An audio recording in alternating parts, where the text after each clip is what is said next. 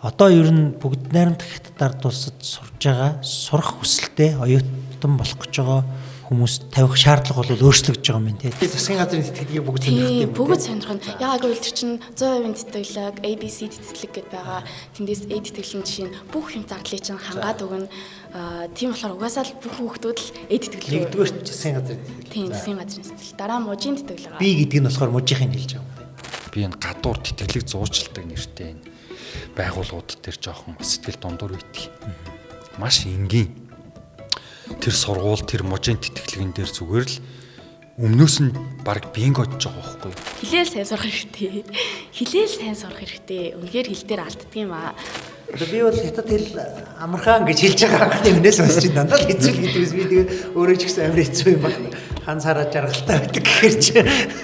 Ер нь амархан. Иргэчлээс гадаадын оюутнууд бакалаврын түвшинд хятад сурах гэж байгаа бол ээш манайхаар бол дэслтийн ерөнхий шалгалт заавал өгдөг болж байгаа. Хятадын ерөнхий шалгалт.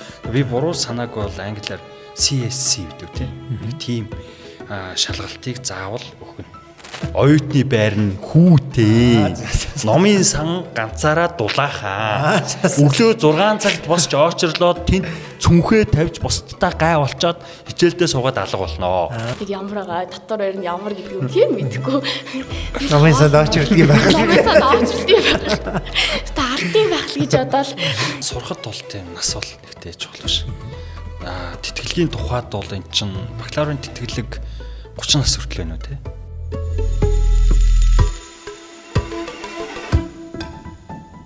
За ингээд эрхэм мөндөд подкаст үзэж байгаа та бүгдээ энэ өдрийн мэндийг дэвшүүлье. Бид Mancast подкастыг хийгээд бас нэлээдгүй хугацаа өнгөрсөн байна. Тэгээ өмнө нь бол бид дандаа эрчүүдэд чиглэсэн эрүүл мэнд сэтгэл зүйн чиглэлээр дугаарууд бэлтгэжсэн бол өнөөдрөөс энэ дугаараас эхлээд бид бас цоо шинэ нэг лайныг бол нээж гин. За энэ маань бол одоо эрчүүдийн, өвгүүдийн, ерөн залуучуудын босрлын сэдвээр хамтдаа цаашдаа ярилцуулна. За өнөөдрийн эхний дугаарт би маш сонирхолтой хоёр зочныг бас урьж ирүүлсэн байгаа. За эхний зочноор бол олон улсын худалдааны шинжээч Ташарвдан ах маань хүрэлцэж ирсэн байна. Одоо бид ах トゥ угийн харилцаагаар танилцуулчаас одоо подкастын туршид ах л гэж явна шүү. За бас одоо энэ дугаараас эхлээд манай нэг зочин маань бол ерөнхий боловсролын сургуулийн сурагчид байна. Ягаад гэвэл одоо энэ лайны маань бол гол одоо чиглэж байгаа хүмүүс маань бол хүүхдүүд, хөвгүүд байгаа. Тийм учраас бид өнөөдөр эхний дугаартаа 52 дугаар сургуулийн төгсөгч за одоогоор Сианы багшийн их сургуульд суралцах энэ болцлоо хангаад одоо тун утгагүй сургуультай явах гэж байгаа манай мөнх хундран маань ирсэн байна. Тэгээ цаг гаргаж хүрэлцэж ирсэн та хоёртаа маш их баярлалаа. За өрсөнд баярлалаа. баярлалаа.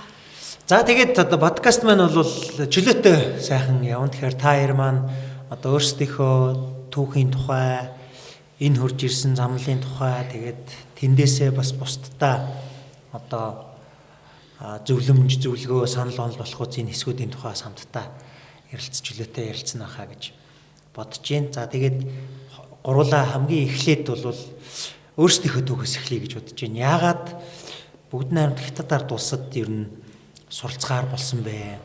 За ингэж суралцахад хамгийн анх юунаас ер нь эхэлж исэн бэ? Тэгээд одоо ингээд эргээ харахад туулсан түүх маань ер нь ямар байна вэ гэдэг тухайгаас эхлэе гэж бодож байна. Мөндөр бас эхлэв. За тэгээд Миний хувьд гэх юм бол 6 дугаар ангиас хятад хэлийг бол үзсэн. Тэр явцдаа нөгөө ковидын үед гараад тэгээ ковид бүгдээрээ гэртээ байх үедээ хятадын түүх соёл болон уран бичлэг илүү түлхүүс судалж эхэлсэн. Тэр нь үнэхээр сонирхолтой санагдаад би ингээд хятад руу яаж сурах уу гэдэг арга барил судалгааг болохоор яг ковидын үед гаргаад тэгээд кампус сургуулиудын бүх юмнуудыг ингээд хараад за би яг ингээд хятад сурах юм байна гэдэг зорилгоо анх ингээд тавьж исэн. За тэгээд сурах явцдаа болохоор нөгөө ковид үедээс нь манай сургууль бол хятад хэлний гүнзгий анги байсан. Тэгэхээр хятад багшаараа суурэ тавиулаад тэгээд ковид үед болохоор илүү өөрөө бие дагаад сурж эхэлсэн. За тэр үед болохоор 9 дугаар ангидаа эцгээ 3-ыг аваад тэгээд төгсөж исэн.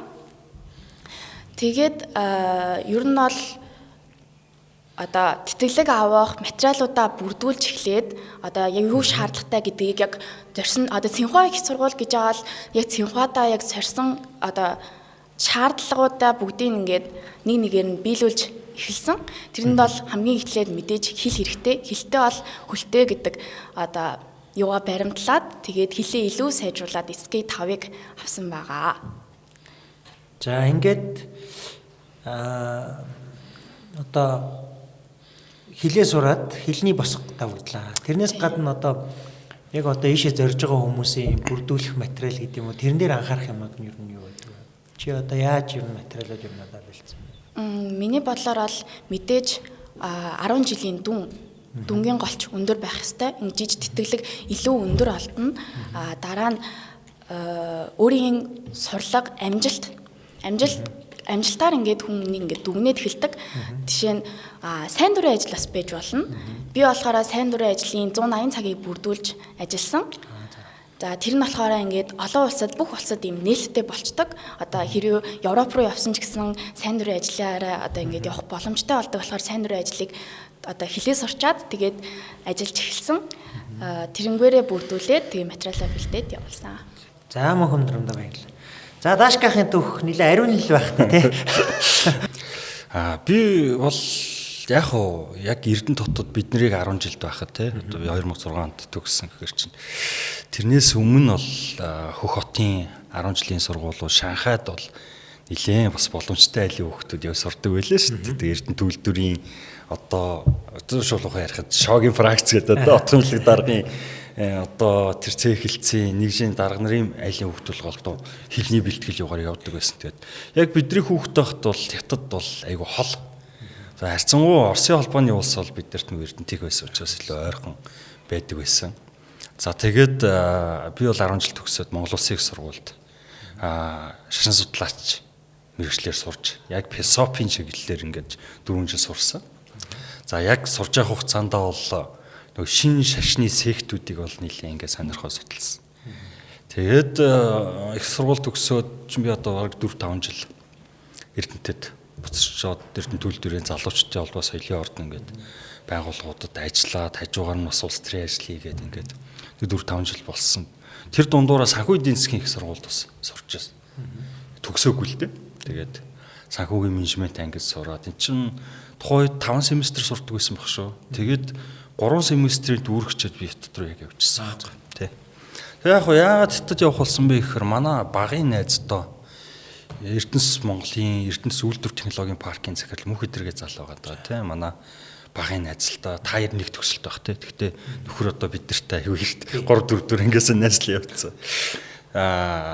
Хибээ их сургууль Хибээ мужийн Бавдын хотод манай найз бакалавр хийгээд ирсэн байсан. Тэгээд ерөнхийдөө мөхөдөр болохоор намайг одоо хятад руу явж сурыг барья гэдэг нэлээд бас уруу татсан байгаад. Тэгээд анх за тгийг шийдвэр гаргаж явахад бол нэгдүгээрт хот нэг чухал гэдэг зүйлийг ярьсан. За хоёрдугаарт би мэрэгжил нэг чухал гэдэг энэ хоёр зүйлийг ярьсан. Тэгээд тэр яг л анх тэтгэлэг хөөцөлтөө бол мастрын тэтгэлэг шүү дээ. Тэгэл хөөцөлж явахдаа хотоо бол заавал ханжууд гэдэг хотод за манай найз болохоор урд нь хятад сурч байхдаа очиод үдцсэн байсан юм байлээ.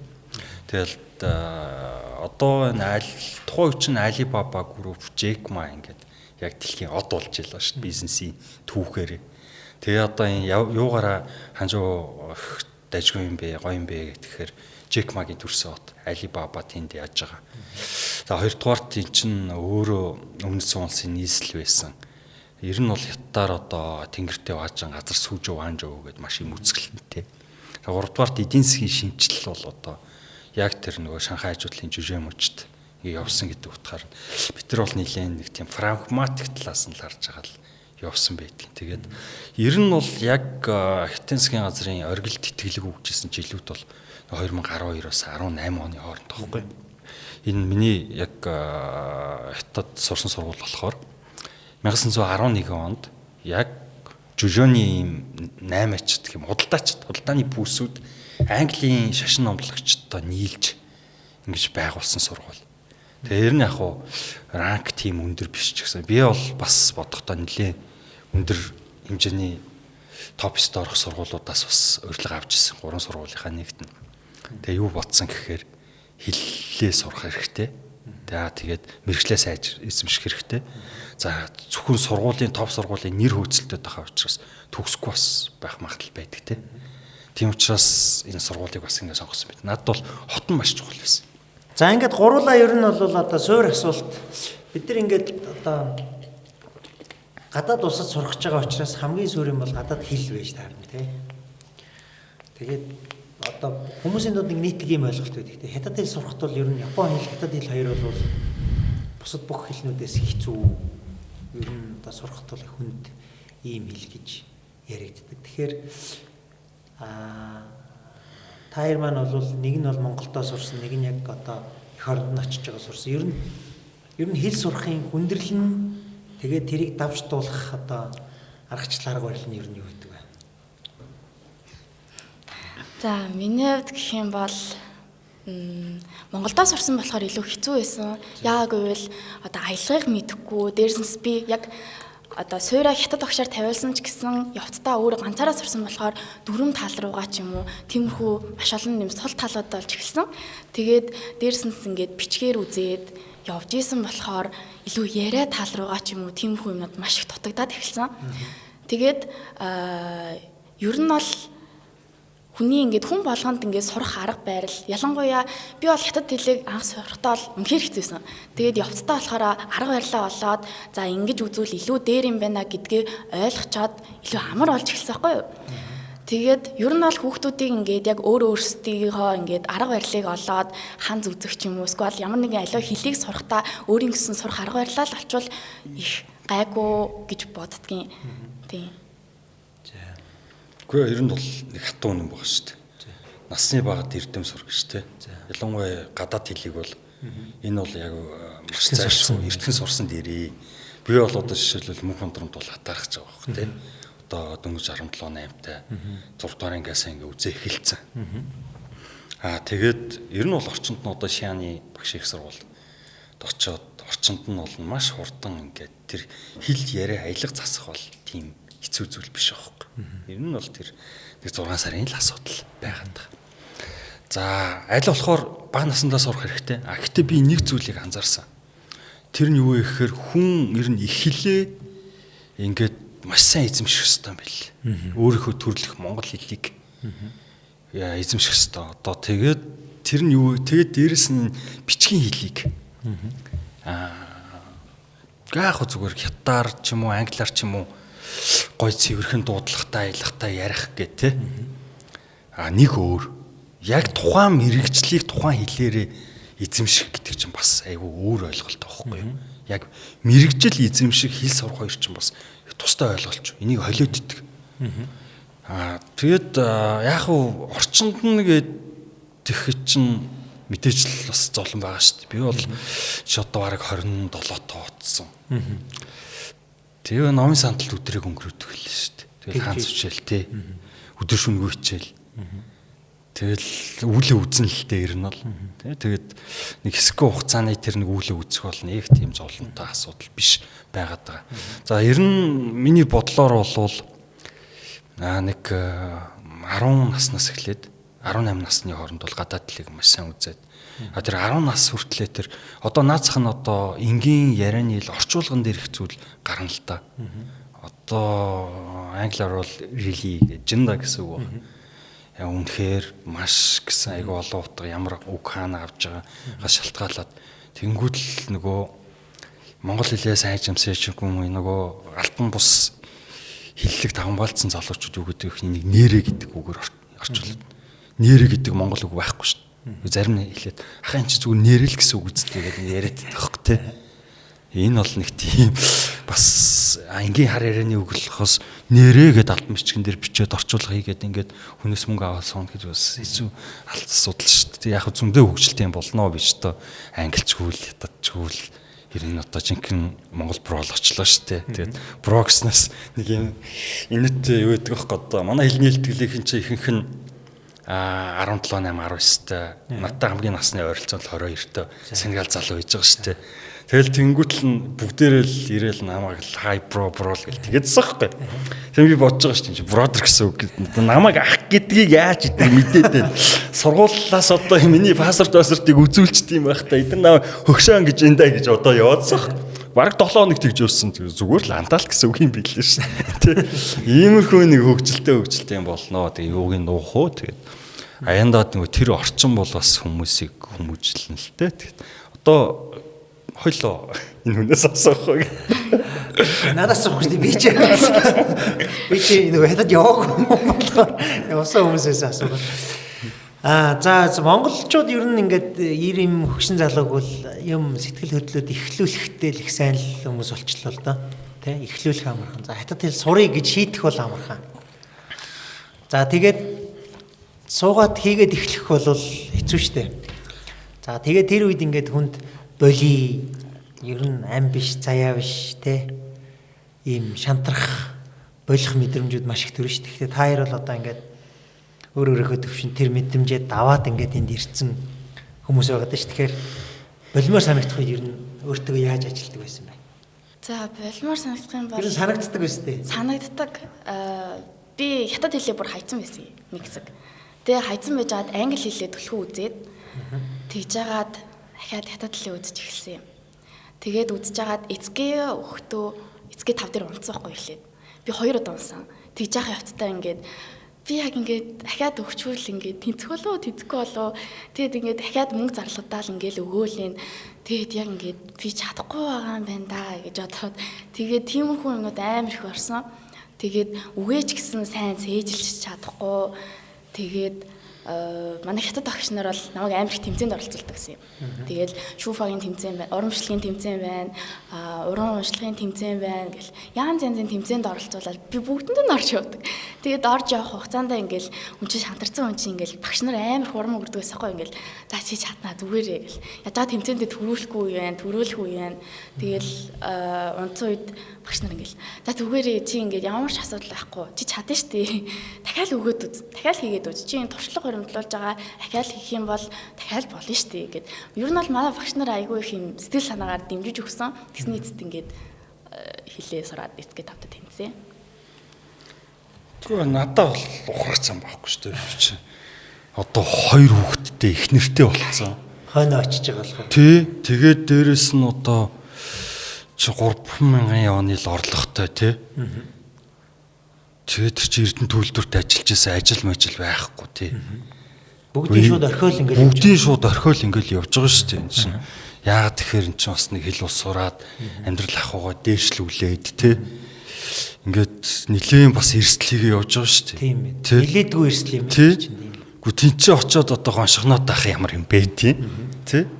Тэгэл яг хөө зүгээр их хөгжилтэй байсан. Хэлний бэлтгэл суугаад ихэд чинь аюу гой ингээд булжмрууд ингээл яг ин хэлний бэлтгэлийн гадаад оюутнаа. Гэхдээ би мөнх унтрамыг аюу зүг гэж.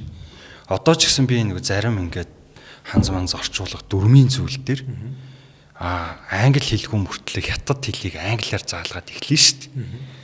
Тэгэл нэг хансныхаа утгыг толдойл мэлтэл мэдээж яах нэг англи хэлний энэ сонсгол бол айгүй сайжрна. Ялангуяа нэг хар ярианы практик яриамаар бол айгүй сайжрна. Төрлөх англи хэлтэй залуучууд маш их байгаа учраас.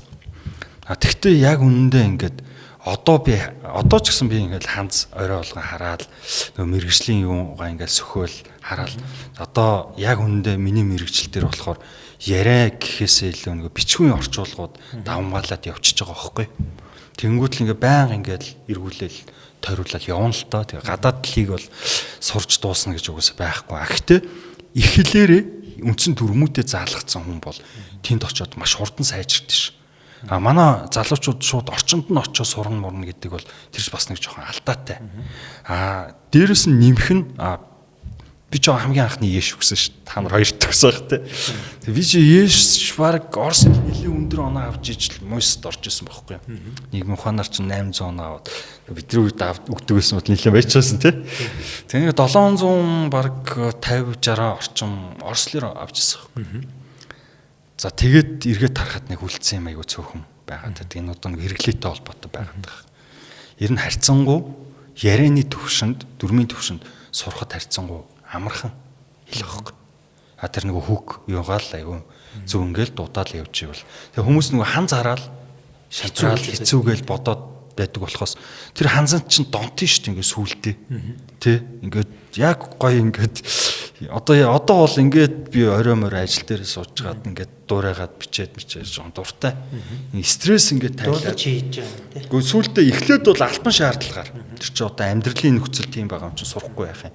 Сүултээ ингээд тэр нөгөө мэрэгчлээ бас өөрөө ингээд дурлаад ингээд хүн ер нь тэгэл 2 дахь жилээсээ эхлээл мэрэгчлээ ямар ч мэрэгчлээ оюутан баг чинь дурлал ингээл явдсан шүү дээ. Тэгэхээр аль болохоор олон нэг гадаад хэл сурна гэдэг бол хүний цаана ингээд дахиад цоо шин нэг ертөнц нэгж байгаа. Одоо би бол солонгос хэл үзье гэж бодоод байгаа байхгүй. Тэгсэн яасан гэсэн сая ингээд солонгосуудаа яриад байсан чинь хятад хэлний үгнүүд маш их үүд юм бэ. Тэ? Одоо Samsung гэл тэгэхэд чинь 3 одл гэсэн үг шүү дээ.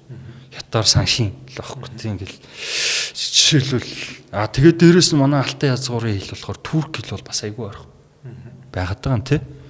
Тэгээд дөрмийн өвч гэсэн япон хэл бол яг хуу ханз хэцүү байж болно ярианы төвшөнд ингээ яхад нэг тийм цоо шин ертөнцүүд нээгдээд байдаг учраас одоо халтар хултар тийм хэлтэй гэл хүмүүс ярьдэн ш тэр хэрэггүй ер нь зүгээр тэр тийм байсан ч хамаагүй гадаад хэлийг бол оролдоод ингээд яваад байвал үндэстэн болгоны хэлний сэтгэлгээний онцлогийг мэдэрнэ гэдэг ингээд өөр их хүчтэй санагдаад идэг. Тэгээд мөхөндрөн бол айгүй зүв зүйл хийж байна те багаасаа ингээд яасан бэ. Сүлдээ би ч одоо юу ч яриад байгаа ойлгох шүү дээ. Гоё л шүү дээ. Яг л одоо нэг юм дүүл юм. Одоо би бол хятад хэл амархан гэж хэлж байгаа анхны хүнээс бас чинь дандаа л хэцүү гэдэгс би тэгээд өөрөө ч гэсэн амар хэцүү юм байна. Ханцаараа жаргалтай байдаг гэхэр чи. Ер нь амархан. Ялангуяа яриа биш дээ. Ярианы төвшөнд монгол хүмүүс бол ойр зургийн энэ нөгөө ойр зургийн ойлголцох юм бол 3 сарын дотор л Монгол байсан л чадна. Тэгээ би одоо яагаад ингэж хэцүүгээд байдیں۔ Над дээр бас нэг юм манай ажил дээр бас нэг залуу иржсэн аахгүй. Тэгээд хамгийн сайн найз нь хятад зураг хятад хэлтэй болсон гинэ. Тэгэл дандаа үгүй чи хятад хэл сурч яадیں те. Юунаач амар хэцүү шттэ гэд намайг дандаа ингэдэж шүү дээ. Тэгэхээр би бол боц наа чин чиний найз бол биш байна тий. Гэтэл миний найз одоо намайг баг 30 хүрэх гэж байхад тий чирээд ингээд тийшээ яваад яв ингээд над бол амархан л гэж хэлжсэн. Тэгэл нэг гот би бол нэг тийм супер лагмаг ярьж амьдч чадахгүй. Гэтэ өөрийнхөө мэрэгжлийн үг хэллэгнүүдийг хангалттай мэднэ. За хүмүүсийн ярьж байгааг бол одоо тий ер нь заавал сурсан мурсан гэдгийг хэлэхгүйгээр одоо бас энэ ажил хэргийн орчуулган дээр чинь аюу гой түүхүүд кейсүүд гарч ирж шүү дээ. Ялангуяа манай өмнөд Монголын ах дүүнрээ бас ингээд хяналтын журмаар орчуулгыг хийж байна. Ер нь өөрийнхөө сурсан мэдсэн. Гадаад хэл оролж байгаа бол ерөөсөө огт ичээд тах юм байхгүй. Зүгээр л хэрэглэе. За дараагийнх нь нэг юм нь одоо таарийн сурж исэн одоо энэ дашардахын элсэж исэн сурж исэн жилүүд та тэгээд одоо ингээд сүүлийн жилүүдэд бол багасж гин гэдэг энэ түрүүн бас хэдүүлээ энэ подкаст эхлэхийн өмнө ярилцчихлаа. Одоо ер нь бүгд найрамдах хятадаар тулсад сурж байгаа сурах хүсэлтэй оюутан болох гэж байгаа хүмүүс тавих шаардлага бол өөрчлөгдөж байгаа юм тий. Тэгэхээр энэний үр дагавар юу ах вэ? Ямар байсныг ер нь ямар болгож ийн гэсэн үг. За би бол одоо чинь яг миний хэлсэжсэн үеэс бол шал өөр. Би чинь мастрын төвшөнд тий. Тэгээд голдоо SMS өчөөд хойч элчин сайдын манай боловсролын яамнаас байж байгаад ингээд ярилцлагаар голдоо асуудал шийдээд ингээ явдаг байсан. Одоо бол илүү бичиг баримтаар шийдэж байгаа. Ярилцлага ч гэсэн одоо онлайн байгаа. Энд чинь ерөөсөө тэтгэлгүй чи хэд янз байгаа шүү дээ. Засгийн газрын бүрэн тэтгэлэг гэж байна. Тэгээ дараа нь одоо мужийн тэтгэлэг. Тэгээ муж ус болгоо өөрөө тийм муж дотроо. Тэгээ сургуулийн тэтгэлэг. Тэгээ торгоны замын тэтгэлэг. Күнзийн сангийн тэтгэлэг гэж чинь тус бүртээ өөр. Засгийн газрын бүрэн тэтгэлэг бол одоо эрүүл мэндийн даатгалаас өсвөлээд байр. Нөгөө цалин. Тэгээд эн чинь буцхад хүртэл бага хэмжээний нэг замын зардал гэдэг 150 орчим яа хятад дотор явхад өгдөг байсан. Одоо бол айгүй тэтгэлэг бүрээсээ яагаад нөхцлүүд нь өөр байгаад байгаа. Тэгэхээр би бол одоо нэгэнт яг тэтгэлэг авахын тулд тэгээрээ ингээрээ гэдэг юм мэдээллээс бол нэлийн хол байгаа даа. Гэхдээ ерөнхий баримжаагаа мэднэ. За эрхчлээс гадаадын оюутнууд бакалаврын түвшинд хятад сурах гэж байгаа бол ээш манайхаар бол дэслэлтийн ерөнхий шалгалт заавал өгдөг болчих. Хятадын иргэншилтэй заавал шалгалт. Би буруу санааг бол англиар CSC гэдэг тийм. Нэг тийм шалгалтыг заавал өгнө. За бүх тэтгэлгүүн үү аль нэг нь? Гүг их сургууль бакалаврын оюутны элсгийн тулд. Тэгэхээр хувийн зардлаар элсэх байсан ч гэсэн заавал тэрийг нь өгж байгаа байхгүй. Жил хэрэгжсэн энэ хятадын засгийн газрын тэтгэлэг бол ингээд ганцхан манаач шүү дээ. Дэлхийн нийтлэг ингээд багасж байгаа. Тийм ээ. Багасж байгаа. Тэгээд төрөлттэй холбоотой гадгаар багасж байгаа байхгүй. Яагаад тэгэхээр өөрийнх нь одоо төрөлт нь багасж байгаа учраас урд далийн багасж байгаа. Тэнгүүт гадаадаас авах ч гэсэн оюутныхоо тоог ингээд багасгаа явж байгаа байхгүй. Тэгээд тэгээд дээрэс нь хамгийн түрүүнд Монголын тэтгэлэг бол багассан. Тэгээд Төв Азийн Африкийнх бол нэлээд өндөр байгаад идэг. Одоо энэ явахтай тэгэл цаанаа ямар ч шалтгаантай бодлогоос нүдэхгүй байгаад байгаа. За яг миний хувьд болохоор хүн болгон өөрийнхөө ингээд туулсан замыг их үнэн зөв бодтой гэж ойлгодог. За тэгтээ яг ингээд эргээ харж хахад би бол нэг зүйл дээр хоёр зүйлийг яг хатуу хэлмээр санагддаг байхгүй. Хөш орнуудаа бакалаврын түвшний оюутнуудыг сургах тийм бас нэг зохистой зүйл биш. Ялангуяа бакалавр. Яагаад тэгэхээр манайх үндэсний их сургуулиудаа бэхжүүлэх. Дээрээс нь одоо үндэсний их сургууль бакалавраар төгсөгчдөө цаашдаа төрийн албанд ажиллуулах гэдэг. Тэгэхээр одоо ерөөсөө нөгөө оюун ухааныхын одоо тэр нөгөө эрдэм мэдлэгийнхэн төвшин сурснаар нь одоо бид нар чинь шалгаж авч байгаа л хамгийн өндрүүдийн гадагшаа яваад шүү дээ. Тэгээ мөнх удрав шиг энэ өөрийн хичээл зүтгэлтэй хүүхдүүд нь ингээ гадагшаа яваад байгаа. Тэгэхдээ энд Монгол сурч байгаа яах вэ гэдэг асуудал. Хоёрдугаарт анзаараад байхад чинь мастер докторийн төвшөнд очиж сурж байгаа залуучууд илүү тийм амьдралын зорилго чиглэлийг мэдэрсэн. Тэгээ алдах юмтай болцсон. Тэ очт юм гэж боддог. За дараагийн нэг зүйл нь юу вэ гэхээр энэ мэрэгжил сонголтонд ирэх анхаарах хэрэгтэй. Тэ. Яг үнэндээ таны мэрэгчлэр хятад сураад яах юм бэ? Тэ. Эрүүгийн эрх зүйгээр жишээлбэл хятад сураад одоо ямар хэрэг байх. Тийм. Худалдааны эрх зүй бол болно. Бизнесийн эрх зүй бол болно. Тэгээд бизнесийн удирдлага тэ гэдэг мэрэгжил одоо яг мэрэгжил байх л та. Мэрэгжил юм гэсэн тий. Гэтэ одоо энийг одоо тэнд сураатаас яах юм? Монгол улсад юу хийн хэрэгтэй байгаа. Инженерүүд тийм ээ. Эдийн засгч дотроо энэ нөгөө санхүү, эхлэн бодох бүртгэл, тээвэр логистик гэдэг одоо нарийн мэрэгжлийн юм санхүүчд, эдийн засгч, худалдааны мэрэгчлэлтнүүд, материал судлаачд. Одоо материал судлалын салбар бол хятад маш сайн хөгжиж байгаа шүү дээ. Тэгээ материал судлал дээр чинь түшиглээд одоо энэ худалдаач явна, үйлдвэрлэж явна. Нарийн мэрэгчлэр сурах хэрэгтэй. Бакалаврын түвшинд үнэхээр сурж байгаа бол нэлээ Монгол улсад хэрэгтэй ирээдүйд үнэлэгдэх чиглэлийн нарийн мэрэгчлэнүүдийг бэлтгэх хэрэгтэй. Ялангуяа манай олон улсын худалдаа бол өөрөө энэ салбар дундын мэрэгжил. Учираас энэ философч байна уу, хуульч байна уу, санхүүч байна уу, эдийн засгч байна уу, хятлан байна уу? Хоёр дахь мэрэгчлээ олон улсын худалдаагаар сонгуул илүү үр дүнтэй байдаг. Суур мэрэгжил нь өөр хүмүүс жишээлбэл. Яг анханасаа ингэ явчихаар юу вэ гэхээр захиалгын ажилтан болоод ингэ явчих гээд идэх байхгүй. Тэгэхээр би бол ийм байр суурьтай байдаг. Тэгээ одоо яг хуу эдийн засгийн газар миний байр суурийг дэмжсэн ч юм уу яасан чинь эрхчлээс ийш авдаг болоод тэгээ манахаас бакалавр явахд багасж байна. Тэгэхээр юу вэ гэхээр яг хуу хоёр дээр нэмэх нь хоёр хөтөлбөр байж болно. Тэ 2 жил Монголдоо суугаад 2 жил тэнд би энийг бол бас дэмждэг. Яшээ тойрох юм тий. Тий, яшээ тойрно. Дээрэс нь би энийг дэмжиж байгаа. Яагаад тэгэхээр энэ Монгол улсад их сургуулийн амьдралыг мэдрээгүй хүүхдүүд бас тийшээ очих. Соёлын шоконд ордын шүү эцэгчүүдээ, хүүхдүүдээ. Энэ Монголдоо их орондоо нэг оюутны амьдрал гэдгийн сайн хөгжилтэй, найз нөхөдтэй магадгүй буцаад ирэхэд энэ нөгөө бакалаврын их сургуулийн найз нөхөдгүй байх тал бас ажиглагддаг байхгүй.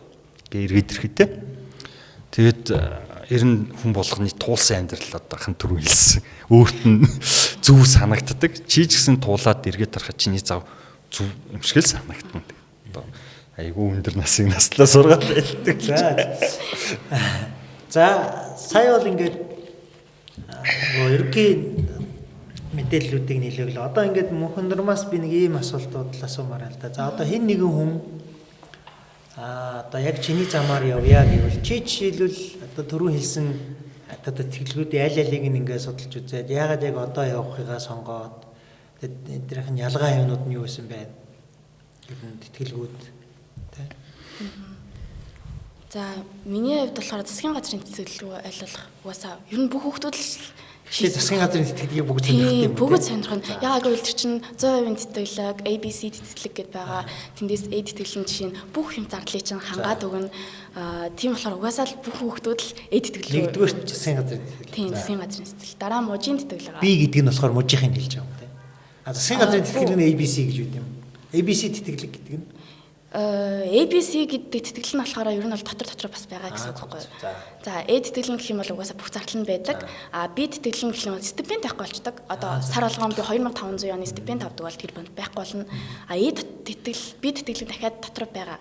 Одоо 2500 оны стипенд A тэтгэлэгдээ авдаг байсан бол дахиад доошлуулад ингээд 1500 оноо ч юм уу 750 оных ч байна. Сургуулаараа ингээд өөр байгаа. Тэгээ тэр хүүхдийн чансаа гэж юм байгаа. Тэр чансаагаараа бас мэдээж өөр байгаа. Тэгээ сургуулийн ранк гэж байгаа. Тэрнийхаар боцгоо оноогоороо бас өөр байгаа. Тэгээ сургуультаа эхлээд тэнцээ дараа нь тэтгэлгээ аавна гэд ер нь бол маш олон юм төрөлтэй байгаа. За тэрийг гой задлж ирээ. Ингээ ер нь бол гэж ингээ бөөгнөхгүй. Одоо наа ч хамгийн чухал хэсэг болчиход байна. За ингээ засгийн газрын тэтгэлэг рүү зорих юм байна. За мужийн тэтгэлэг гэж байх юм. За түрүүн бас сургуулийнх гэдэг ингэсэн шүү дээ. Чинийх болохоор аль нь вэ? Мужийн тэтгэлэг. Засгийн газрын тэтгэлгийг авсан байсан. Тэгээд ер нь бол биеийн байдал гэж байгаа шүү дээ. Тэгээд ер нь бол миний бие жоохон муудаа тэгээд ер нь бол сургууль маань тэдэс тэтэн ингээд ирээрээ гэд тэгсэн хоорондоо ингээд би чадахгүй. Тийм. Тэгээд ер нь бол эрүүл мэнд гэдэг бол мэдээж номер 1 асуудал гэж боддог болохоор ингээд ер нь бол Монголд амжилуулчээд тэгээд угаасаа sorry гэсэн бодлоор тэгээ явж байгаа. За. Тэгэнгүүт одоо энэ юуны тэтгэлгүүдийн үндсэн мэдээж олон нарийн шаардлага тавьдаг байх л та. Гэхдээ одоо хамгийн үндсэн гол 3 шаардлага гэвэл одоо юу гэлэх вэ? Нийтлэг, хэлний оноо. За хэлний оноо. Мэдээж хэлний оноо. Ялангуяа хос хэлтэй хүүхдүүдийг арай их авдаг, дээрс нас илүү өндөр тэтгэлэг олгодог. Англи хэл юм. Англи хэлтэй, эсвэл хятад хэлтэй. За өөр газар руу байсан ч хос хэлтэй хүүхдүүдийг л айлуулах мэдээж өндөр аавна. За дараагийнх нь гэх юм бол 10 жилийн дүнгийн голч. Ер нь бол 95-аас дээшээ байвал илүү ранк өндөр сургуулиуд авч эхэлдэг. За энэ бол 98-тай тий. За дараагийнх нь гэх юм бол мэдээж одоо сайн дурын ажил. Одоо тэр оролцоо эсэн дээрх түүхэнтэй. Тийм тиймгүй. Одоо тэр нар чинь ингээд бүгд эсэн дээрээ орж ирж байгаа. Чинь эсэн дээрээ яг өөрийнхөө хувь хүн ямар гэдэг талаараа гэдгээ ингээд илтгэж бичиж байгаа. За яг ийм 3 шаардлага байгаа. Жишээ нь би бол одоо ингээд сайн дурын ажиллаар бол MCS-д одоо сүүлд ажилласан. Тэгээд байгаль орчны бас нэг юмд ажилдаг байгаад тэгээд цаг цагаараа ингээд тооцоод өгдөг байхгүй юу. Тэгээд тэр цагууд чинь нийлээд 180 цагийг бүрдүүлдэг гэж хэлж болно. Тэгээд MCS миний хувьд бол хамгийн сайн нээсэн. Тэгээд одоо ер нь бол хүүхдүүдийг одоо доотлын дүүнэрээ 10 жилийн дүүнэрээ айлуулах ингээд сайн дурын ажил ч юм уу ямар нэгэн тиймэрхүү нийгмийн үйл ажиллагаанд одоо уриалаад тэгээд аль холбож өгөх тал руугаа бас тусалж байгаа. Одоо ингээд яг хятад очоод сураад амьдраад байж ах үед ер нь одоо хамгийн хүндрэлтэй гэдэг юм уу, дасан зохицох ёстой гэдэг юм уу, бидний одоо эндээс мэдээж ингээд хоолунд гэл олон юм байгаа хэл та. Дээс ер нь онцлох одоо яг ийм 3 юмн дээр л ер нь нийтлэг амьдралын орчин өөрчлөгдөн, тэгэхээр буцаад хариу үйлдэл өөрчлөгдөн гэж нэрлүүл 3 юм юу вэ? Нэгдүгээр цаг гаргах. За хятад дотроо бол бас маш онцлогтой шүү дээ. Ер нь тий. За Шинжаан төвд рүү бол одоо харьцангуй Монголоо сурахгүй учраас хэдүүлээ ингээд түр орхич тий. Тэгэнгүүт л чинь юу байгаа даа. За мэдээж өвөр Монгол багт гэн тий. Өвөр Монгол бол чинь нэгдүгээр газар бол ойрхон монгол хэлтэй хүмүүс байдаг учраас тийм тасан зохицоход бол харьцангуй гайгүй. Зүүн хойдын 3 мужи байгаа. Гэр муж, хар мөрөн муж, леоны муж гэдэг байгаа. За тэгээд хойд хотод гээд энэ Шандуунаас хойш цагаан ярм хүртэлх энэ хэбээ хүртэлх мужуудыг хилээд байгаа. За баруун талдаа Гансан хүртэл. За ер нь бол зүүн хойд мужууд бол яг өвлийн нийтийн халаалттай байрнууд нь нийтийн халаалттай. За Шандуунаас урагшаа энэ Шанхай, Жужан, Пужан ийшээ ерөөсөө тийм нийтийн халаалт байхгүй. Тэгээд монголчууд төсөөлөхтөө маш халуун гэж бодчихдөг. За тэгэнгүүт л тэр мужууд ч одоо 11 сарын сүүлээс эхлээд 11 сарын 20-дээс эхлээд ер нь 3 сарын ихэнх хүртэл тийм чиглэг хүүт. Одоо сурчсан хүүхдүүд нь мэдэндээ айгу тийм тэгээ нийтийн халаалт байхгүй. Тэгээ ерөөсөө кондишнераа ингэж яана. Зөвхөн дээрээс үлээлгэн. Тэгээд нөгөө оюутны байр чинь юм цэм бэлтан шалтаа штэ. Тэгээд нөгөө эмгтэй хүүхдүүд чинь доороосоо нөгөө жиндээ стит ингээд тусаад айгу өндөрлөлттэй. Тэрнээс бол сургуулаа яж байгаа ч гэсэн охтууд айгу их байдаг. Эрэгтэй хүн ч гэсэн ингээд бүүр мөр өвдөх юм тийм. Цагаагаар. Тэгэхээр энийг яаж давах вэ гэхээр за би яг амьдралын туршлага яриа тий. За энэ бол ийм эсгий ийм юунуудыг маш сайн авах. Шаанч гэсэн цагаагаар нь тийм шаханд тий. Ийм эсгий одоо тавчрнуудыг тий зузаан тэгээд тэр ноолуурын өмдөө ерөөсөө ич зовоодох юм байхгүй. Дотор өмдөнд бол шууд л 11 сарын 20 гээл тэнд орох хэрэгтэй. Яагаад тэгэхээр манай хүүтэн ч өөр юм сэрүүн хүүтэн учраас температур нь өндөр заагаад байдаг хэрнээ гайгүй байхгүй тийм. Яг далаан тэр нөгөө чиглэг уур амьсгалын жиндүү хүүтэн гэдэг чинь хүний ингээ яг ясанд бас л гадаагаарч дулаацсан гэртээ орж ирээд байранд орж ирээл ингээл одоо даарна. За тэгээд одоо энэ сошиалор чинь нэг хятад оюутнууд ингээд номын сангийн үүдэнд ингээд очролцсон юм зураг яваад идэв шүү дээ. Тэгэл ямар эрдэм номын төлөө юм бэ хятад оюутнууд. Бид нар тэгж л ойлгоод идэв шүү дээ. Тийм юм байхгүй. Оюутны байр нь хүүтэй. Номын сан ганцаараа дулаахаа. Өглөө 6 цагт босч очрлоод тэнд цүнхээ тавьж бусдаа гай болчоод хичээлдээ суугаад алга болноо. За. Тэ өдөр ирж номын сандаа орж ирж унтнаа. Тэндээ ингээд болцноо, үнсэлцнээ тэ ерөөсөө тийм болж байгаа. Тэгэхээр нэгдүгürt айгу тийм жиндүү хүүтэн учраас доороос маш дулаахан байх хэрэгтэй тэ. За хоёрдугаарт юу юу гэхээр хүний ингээд төрөл яг ингээд монгол хүн бол одоо 1040,000 төсөөд нэмэргүй. Ижчний цагаар заавал махсан. Тэ яг 11 сар 12 сарын нөгөө муухай жиндүү хүүтэн ирж махсан шүү дээ. Тэгэл махаа санаа шүү дээ. Яаж игээл тэ. Тэр би бол яадаг байсан бэ гэхээр очих болгондоо ингээд хоньны сүл 1-2-ыг пакетлээд тэгээ заавал борцтой. За тэгээд танжуудаас миний цөв алдартай байлаа. За хийжтэй цаа хоёр. За цөв яаж хийх вэ гэхээр нугасны мах биш тахында. Одоо яг амьдрал ярьж байна. Шууны мах дотроо хамгийн ингээд тослог мах байна. Тэгээ хамгийн хямдхан мах. Нугасны махыг одоо миний үеч чинь 500 г-ын 386 юанаар авдаг байлаа. Одоо өсөөд нэг 4-5 юан болсон байх. Тэгээд нэг нугасны гуй шулаад дахианы цээж мах хийгээд за тэр хоёроо ногоотойгоо сайхан хуураад тэнгуүл эн чинь одоо нөгөө сүүлийн үед нүүдлгээд бэлэн гомон гарцсан мэлээ шүү дээ. Тэрний доторх гомон шиг юм хуйлцсан гомонгууд байгаа хямцхан. Ингээд 8 юан дотор 6 мургаагаараа байж идэг байхгүй юу. За тэгэнгүүт л нөгөө хоёр нугасны мах дахианы мах хоёроо хуурж байгаа луун төмсөө хийгээд сонгонтойгоо хуураад шөлөө жоохон ахиухаа хийж хагаад борцоо хийн тий махны хамт оруулна шүү дээ. Тэгээд дээр нь хоньны сүүлнээсээ хидийг ингээ ирчээ тавина. За тэгээд нөгөө гомч юу учраас усаа жоохон ахиухаа хийгээд за тэгээд дээрэс нь харж итэл сайхан цовин болноо. Тий. Хоёрдугаар хийстэй цаг бол яах вэ гэхээр бас л нөгөө сүү байгаа. Тэнт чинь ус байгаа. Тэгээ идээтэй цай байгаа. Тэгэхэд хийстэй цай цөвөн хоёроо яг энэ үеэрээ маш сайн хий. А манай хүүхдүүдийн алдаа бол юу гэхээр ээж аваагаа зовоогоод ингээ шууц хийгээд дий. Амар их мах аваал нөгөө шууц чинь болохоор их мах ордог маш бага болдог. Очоод маш бага идэгдэг байхгүй. Борцол ингээд хийгээд байдаг те. Тэгэхээр энэ юу вэ гэхээр тэнд яаж хооллох вэ? Ялангуяа одоо дийлэг сургуулиуд ялангуяа сүүлийн үед миний үед бол аюу жаргалтай өрөөнд дотроо хоол хийж болдог байсан. Тэгээ хувийн харилцаа аюу чухал. Байрныхаа одоо тэр кандидатуудтай биш үү? Эрэгтэй эмэгтэй хоёр аяа шүүшүү гэдэг хоёр нөхөр байгаа. Хувийн харилцаа маш сайн тогт. Тэ? очихдоо нэг жижигхэн шоколад голден гом аваачаад ингээ бэлгэлж мэлгэлээд тэд нар чи яадаг вэ гэхээр нийтийн гал тогоонд та билетгээ хаана тавих вэ гэдгийг чи шийддэг гэж хэлээдүүлдэг байхгүй. Тэр нь бол яг л амьдралыг тэгж л явна шүү дээ тий. Тэгээ одоо бол нийтийн гал тогоонд тооллоо хийж байгаа. Зарим сургуулиуд огт хийлэхгүй байгаа. Гэхдээ тэр хийж болдог аргууд байгаад байгаа. Сургууль болгоны онцлогуд нь өөр тий. Тэгэхээр нэгдүгээр дулаан хувцастай яг монгол хүмүүс доор бид нар чинь ингээд доороос жинддэг хүмүүс. Яг ингээд өвдгнөөсөө л эхэлнэ. Тийм учраас тэр нэг улнаасаа эхэлдэг учраас энэ зузаан, ноолуур, ноосон хувцас ялангуяа энэ бүслэгээс доошхоо зузаал нь хоёрдугаарт айл болохоор монгол хоолоо ингээд дундуур нь идэх хэвээр. Тэгэхгүй бол энэ нөгөө ходоодны бас хямралд орно. Хамгийн амархан учраас энэ борт сүүл хоёр ариун байдаг. Ер нь би бол нэг 9 сард аваа явхад 1 сард эргээд ирэхэд нэг юм пакетлцсан борц нэг сүүл бол тэр ингээд 2 3 идэл ах чинь ячиж байгаа. 3 дугаар нэг анхаарах ёстой зүйл юу вэ гэхээр найз нөхдийн хүрээлэл. Тэ. Ер нь аль болохоор хүнийг ингэж битгий ялгаж харьцаарай л гэж байгаа. Тинт.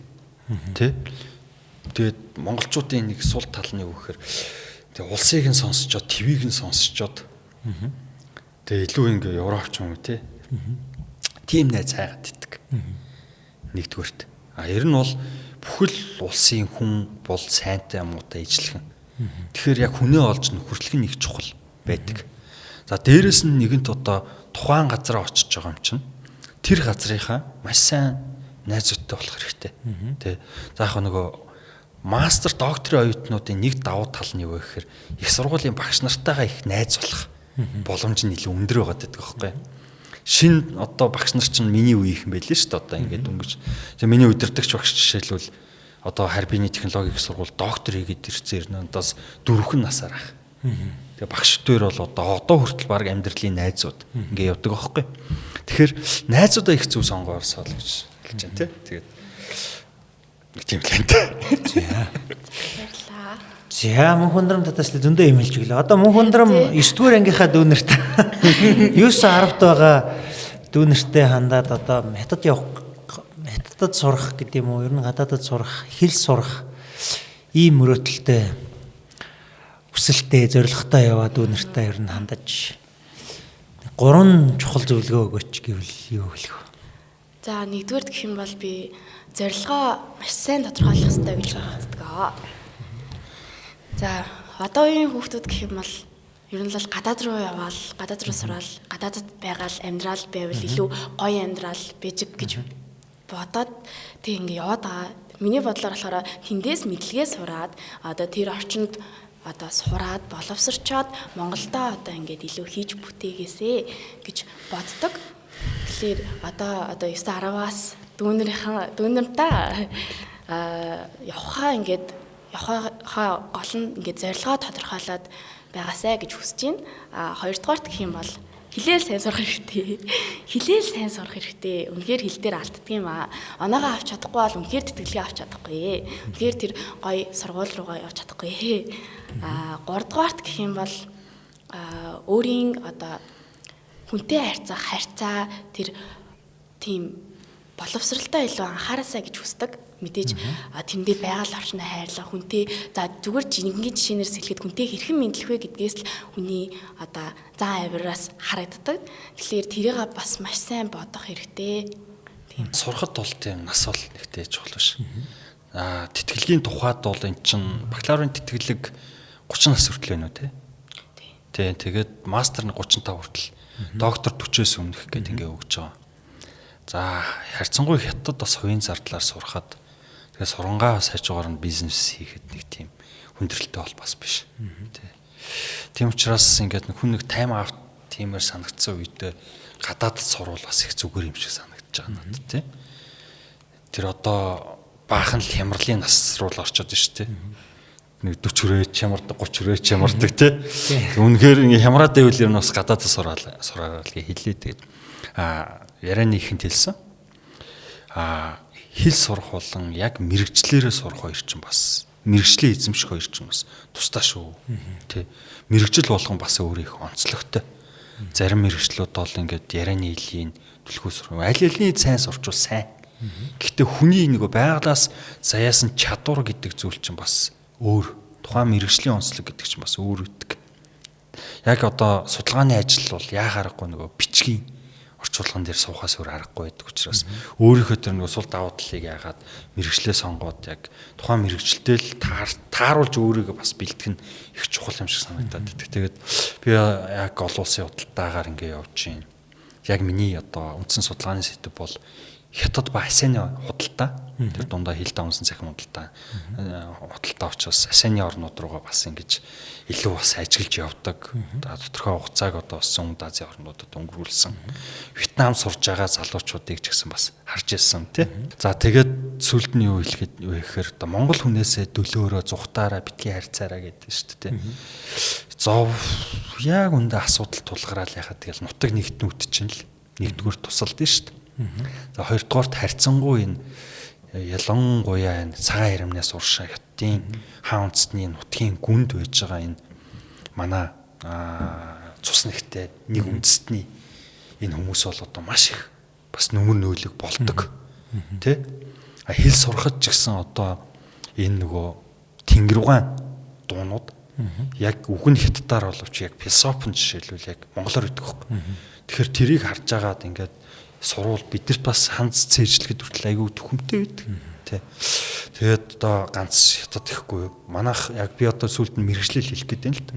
Манай улс өөрөө худалдааны эдийн засгтай улсаа. Ер нь явж одоо тийм манай салбарын яг мэрэгчлэтнүүд яг маш цөөхөн байна. Хөш орнуудтайгаа ялангуяа худалдаа яаж хийх үү, барих уу гэдэг тэр. Тэгээд мэрэгжил сонголтын дээр яг өөртөө эрэхтэй буцаагаад улс их орондоо эрэхтэй бас мэрэгчлийг эзэмшихгүй болвол зөвхөн тэтгэлэг олдлоо гэдэг. Ингээ яваад иж болохгүй. Сүүлд нь нэг зүйл юу гэхээр одоо би энэ гадуур тэтгэлэг зуучилдаг нэртэй энэ байгууллагууд төр жоохон сэтгэл дундуур үйдэг. Маш энгийн тэр сургууль тэр можийн тэтгэлгэн дээр зүгээр л өмнөөс нь баг бингодж байгаа байхгүй юу. Тэр хүүхдийн материалыг аваад ингээл өмнөөс нь одоо тэр нэг онлайн систем дээр нь бүртгүүлэл. Тэнгүүтлээ дундын нас нэгээд одоо 7 сая төгрөг ч 5 сая төгрөг байршуулцдаг. Магадгүй тэр хүүхдийн аз таараад ч юм уу материал нь тэнцээд явчихгоотлоо бид нар тэтгэлэг зурчилсан гэд тэрийг авч мөнгө нь авчдаг. Үгүй бол буцаагаад өгчдөг, зарим нь өгдөгч хүү. Ийм тохиолдлууд нэлээх байдаг. Тэгэхээр одоо яг энэ мөнхөн турам шиг өөрсдөө ингэж яаж байгаа хүүхдүүдийн одоо төрөнөөс хэлээд штэ. За нэгдүгээр маш сайн өөрөө судлаараа. Тэгээд хилээ үзээрэй гэдэг. Бага чинь энэ хүүхд одоо маш ухаалаг зөвлөгөө ингээ үеийнхэндээ өгöd байгаа байхгүй. За манай мөнх өндрөм. За миний хувьд гэх юм бол ахтаа маш их баярлалаа гэж хэлмээрээ би ингээд айгүй их бодож ирсэн юм очоод би за монгол хүүхдүүд маань монгол хэл дээр энд хичээлээ сураад бакалавра ингээд ойлгоод ирж байгаа. Тэгж хаад би одоо хайр хэл дээр очоод ойлгохгүй байгаад тэд чи ямар орчин нөхцөлтэй ямар цаг агаартай би тэгвэл цаг агаараа Сиан хотын ингээд цаг агаарыг л харж байгаа штеп. Тэрнээс л яг ямар байгаа дотор байр нь ямар гэдгийг үнхээр мэдэхгүй. Намын санд очирдгийг байх. Намын санд очирдгийг байх. Стартын байх л гэж бодоод тэгэл тэр махцахыг бол үнхээр мэдэхгүй. Би зүгээр Монголоос нэг юм монгол юмудаа пакетлж авч яваал тэгэл очиод идэх гэж бодсон байсан. Тэгээд яг ингээд амьдралынхаа туршлагаас айгүй их зүйл ингээд ойлгуулад тэгээд зөндөө их зүйл мэдэж авлаа. Тэндээ амар их баярлалаа гэж хэлмээр байна. За эндээс ерөөсөө огт хувцас авч болохгүй. За орд ивний дэвсгэр дааваа авч болохгүй. Тэ? Янз бүрийн одоо жишээлбэл уугуулдаг арц сүүж авч болохгүй. Ягаад тэр чинь гайл майл дээр бас асуудал үүсч магадгүй. За хамгийн эцэст нь хүний дайвар чи оюутан байхдаа хизээш авч болохгүй. Чи тэ ямар сайн найзынхаа дайварч байсан огт авч болохгүй. Энээс болж асуудал үүсдэг зөндөө тохиолдлууд байгаа тий. За тэгээд хамгийн сүүлд нь гэх юм бол би бол тийм амар хим үзээд тэгээд туулаад яваагүй дээрсэнс би ингээд одоохондоо хятад руугаа ч яваагүй байгаа. Яваад байж гин. Тэгээд яг өөрийнхөө одоо туршлагаас хэлэх юм бол дүүнэртэй гэх юм бол зүгээр зорилгоо л тодорхойлоод тэгээд хоёр хүн талдаа өөрөө хөгжөөд өнөөдрийн өөрөөсөө маргаашийн чи илүү хүн байхын төлөө ингээд яваасай тэгээд тууштай байгаасаа л гэж хүсэж байгаа. За тэгээ ахын дөө нэгэнт одоо бүгднаа твиттер дулсад сурахаар шийдвэр гаргасны үүдэн шүү дээ. Одооноос сэтгэл зүгээ бэлдэх хэрэгтэй. Тэр юу вэ гэхээр манай тийм орк тий хэсэг байгаа. Юу вэ гэхээр хүн үнэхээр улс орон хөрш орнуудаа хамгийн түрүүнд судалдаг. Яагаад тэгэхээр хөрш орон чинь нэгдүгürt нөхөрчин байдаг, хоёрдугаар дайсан чинь байдаг. Нөхөр дайснаа хамгийн түрүүнд судлах хэрэгтэй. Тэрний хэлийг мэддэг байх хэрэгтэй. Тэрний одоо бодлыг мэддэг байх хэрэгтэй. Мэдрэмжийг нь ойлгодог байх хэрэгтэй. Тэгжиж нэгдүгürt биднэрт Монгол хүний хувьд шүү дээ. Амжилттай ажиллах, хоёрдугаарт энэ улсын чинь тусгаар тогтнолыг хамгаалах юм зүйл байгаа. Энийг ойлгодгүй хүн сүрэг бидний дунд байгаа гэдгийг ойлгох хэрэгтэй. Тийм учраас чи Хужаагийн ирлиз шүү гэдэг дайралтыг биш үү? Насан туршдаа магадгүй авах учраас тэрийг ерөөсөө хизээш авч имзгэлж болохгүй. Энэ хатуу бөгөөд бас нэг үний юм чинь хажуугаар л өнгөрөх. Тийм тоохгүй шүү дээ ерөөсөө. За ингээд манай Mancast подкастын маань шинэ лайн эхнийхээ дугаарыг та бүгдтэй хүргэлээ. Тэгээд дараагийн дугаараар бас өөр улс орнуудад сурсан нэг зочин. За мөн энэ улс оронд сурах хүсэлтэй нэг зочин. Хамтдаа одоо шинэ аяллыг бүтээгч байна. Тэгээд эхний дугаарыг гүйтсэн та бүгдээ баярлалаа.